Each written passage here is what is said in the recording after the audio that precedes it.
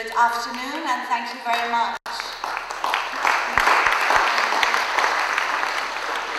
I'm going to show you pictures, so if you don't understand what I'm saying, at least you can look at the pictures and enjoy my talk. I'd like to speak about the Arab Spring, Islamism and secularism. 15-year-old Malala Yousafzai, shot by the Taliban for demanding girls' education. Egyptian atheist Alia Magdal Mahdi's nude scream against misogyny and hypocrisy. The outrage in Tunisia over the assassination of socialist leader Shokri Belad. The Harlem Shake, it's a dance, and now a protest dance, in Egypt that youth did in front of the headquarters of the Muslim Brotherhood.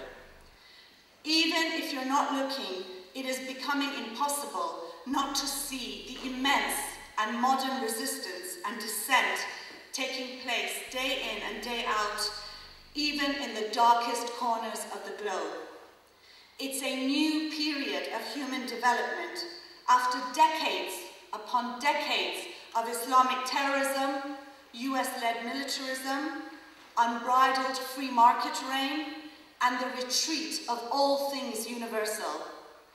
Much of the protest today is based on the actual occupation of public spaces, citizens taking back control, content-wise, from Egypt to Wall Street. Its demands are deeply rooted in a criticism of the current economic crisis, capitalism, inequality, mass unemployment, poverty, as well as dictatorship and Islamism. The high visibility of women and their presence in the resistance is a hallmark of this era. It is a female revolution which contradicts and finally brings to an end the racist cultural relativism and multiculturalism where people for decades were boxed into imagined homogeneous communities and where dictatorship and Islamism were forever deemed to be their culture. Labeling the Arab Spring a winter does a disservice to this resistance. It denies its very existence by only focusing on Islamism and oppressive forces, and it hinders the expression of solidarity and support that is crucial in any fight of this nature. The foot soldiers of the revolutions were workers and have been workers, the unemployed, youth, women, the poor. Islamists did not spearhead the revolutions, nor were they instrumental in them. They were nowhere to be seen, and the revolution's demands were not Islamist demands. This is a perfect example. People in the streets shouting for education, for bread, healthcare, and the Islamists are saying, no bikini. After all, Islamism has certain characteristics, such as the demand for Sharia law, for the veil. These were not people's demands when they took to the streets. Any gain for Islamism in this period is a gain for the counter-revolutionary forces, a gain for the establishment, and must be seen as such. I worry whether secularists, women's rights campaigners, progressives outside the region are ready for this new era and are able to show the real solidarity and support that they must. Whilst things are changing dramatically, many still consider a criticism of Sharia and Islamism as a form of racism and Islamophobia. It's not. In fact, isn't it racist to deem whole groups of people worthy of lesser rights and Sharia laws because of their background, culture, or community? Ironically, accusations of racism are particular to the West. And this is a wonderful cartoon by, it's called Jesus and Mo. Mo is short for Muhammad. And Jesus says, if we were to live together peacefully in a multicultural society, we must ensure that everyone's fundamental beliefs are protected from attack and ridicule. And someone in the audience says, I don't want my fundamental beliefs to be protected from attacks or ridicule, thank you. Please feel free to attack or ridicule them as you wish. And then Muhammad says, racist. And it's typical of what we're faced with. And as I said, these accusations are particular to the West. If you're criticizing Islam or the veil or Sharia law or Islamism in Iran and Egypt and Iraq and Afghanistan, the debate is not framed within the context of racism and Islamophobia. For example, when the Saudi government arrests 23-year-old Hamza Kashgari, he's a journalist, and he was arrested because he tweeted about Muhammad, and he also said that women in Saudi Arabia can never go to hell because they already lived in hell, and you can't go to hell twice. He's facing the death penalty now for apostasy and blasphemy in Saudi Arabia. When the Saudi government arrests him, they don't accuse him of racism, they accuse him of apostasy and blasphemy. But in the UN, if someone criticizes the Saudi government's human rights record, immediately they will label it racism and Islamophobic. Islamists and their apologists, many of them on the postmodernist left wing, who are friends and allies with the Islamists, have coined the term Islamophobia. It's a political term, and it's meant to scaremonger people into silence. That is, of course, not to say that racism against Muslims and immigrants doesn't exist. And it's not to say that the far right doesn't use Sharia law and Islamism in order to promote its own racist and inhuman and far-right agenda. But nonetheless, given the havoc that Islamism has created worldwide, a criticism is a historical necessity.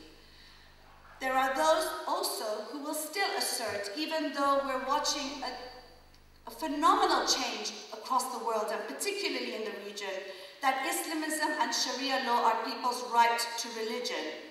But Sharia law is based on the Quran, the Hadith, and Islamic jurisprudence. Its criminal code includes death by stoning for adultery, execution for apostasy, for homosexuality. In Iran, for example, 130 offenses are punishable by death. Its civil code, which deals with divorce, child custody, is discriminatory and unfair, particularly against women. Basically, it's a code of death and despair. I know Nawal Saadawi, the great Nawal Saadawi, said that all religions are anti-women. I agree. In fact, I think religions should come with a health warning saying religions kill, just like warnings come on cigarette packets. But nonetheless,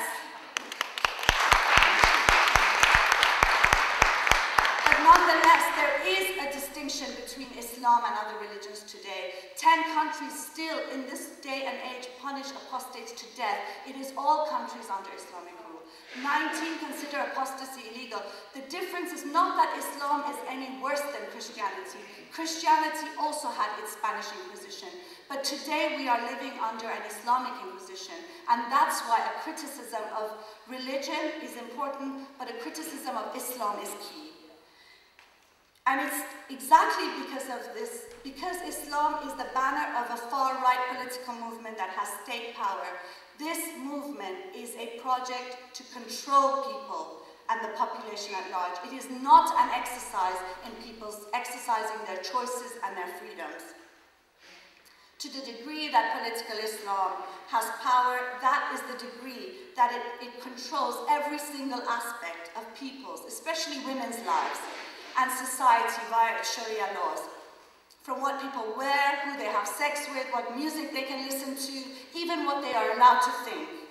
While Sharia law is practiced differently in different countries, positive differences is the result of progressive social movements for the secularization of rights and has nothing to do with progressive interpretations of Sharia law. Most importantly, the right to religion is meant to be the right to a personal religion and belief. When religion is part of the state, when it's part of the judicial system, this is no longer a question of personal belief, but one of political power.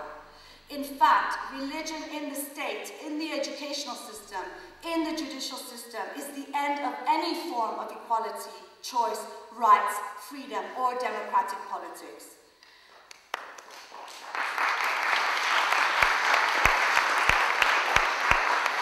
The right to religion in this context of Sharia courts and Islamic states, to me means nothing more than the right of parasitical imams and misogynist Islamists to deem what is acceptable and what is not for the rest of society.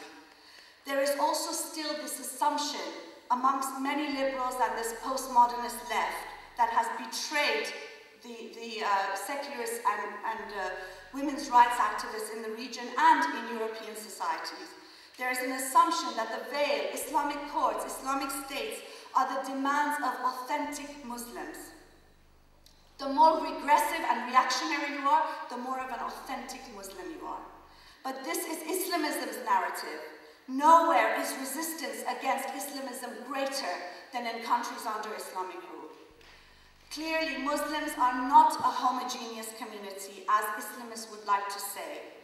Conflating, mixing the two, mixing Islamism with Muslim is part of the effort by Islamists to feign representation, and it's a narrative that they are peddling.